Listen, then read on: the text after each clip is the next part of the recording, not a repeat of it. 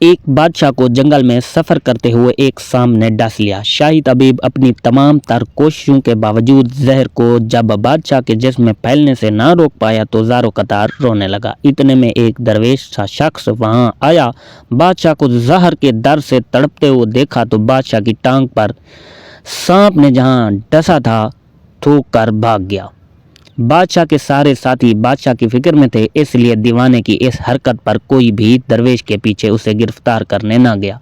شاہی طبیب نے تھوک صاف کرنے کے لیے ایک رومال پکڑا اور بادشاہ کی زہر سے نیلی ہوتی ٹانگ پر سے تھوک صاف کرنے لگا، مگر پھر حیران ہوتے ہوئے رک گیا۔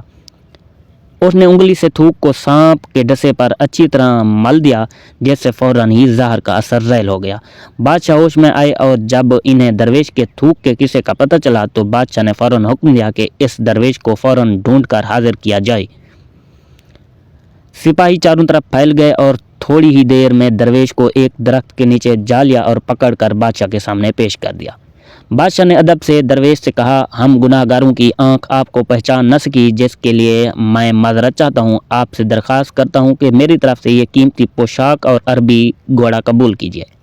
درویش مسکرا کر بادشاہ کی طرف دیکھا اور بولا، یہ گھوڑا اور پوشاک بہت قیمتی ہے، میں یہ پوشاک پہن کر اس گھوڑے کے لیے گھاس کاٹوں گا تو اچھا نہیں لگوں گا۔ بادشاہ نے کہا، آپ فکر نہ کریں، گھوڑے کے ساتھ خدمتگار بھی دیے جائیں گے۔ درویش بولا، اتنی قیمتی پوشاک، قیمتی گھوڑے اور خادموں کے ساتھ میں رہوں گا کہاں؟ اس دفعہ بادشاہ مسکرایا اور بولا، آپ کے لیے ایک عالی شان رہائش گاہ بھی تعمیر کر دی جائے گی۔ درویش نے پوچھا، اتنے مال اور دولت اور خادموں کے ساتھ اس رہائش گاہ میں تنہا رہوں گا؟ بادشاہ بولو، حضور، میری بیٹی شہزادی گلنار کی شادی آپ سے کر دی جائے گی۔ درویش بولا، اگر آپ نے میری شادی کی تو پھر میرے بچے بھی ہوں گے؟ بادشاہ نے جواب دیا، بالکل ہوں گے، میری دعا ہے آپ کو کثیر اولاد ملے۔ درویش بولا، اگر ان بچوں میں سے کسی بچے کو خدا نخواستہ کچھ ہو گیا تو پھر رونا کس کو پڑے گا؟ بادشاہ نے جواب دیا، حضور، اگر خدا نخواستہ ایسا ہوا تو رونا تو پھر آپ کو ہی پڑے گا۔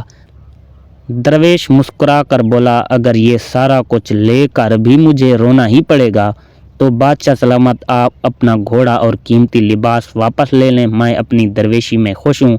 دل اسی سے لگاؤ جس نے دل بنایا ہے، دنیا سے لگاؤ گے تو آنسو ہی ملیں گے۔ اخلاقی سبق۔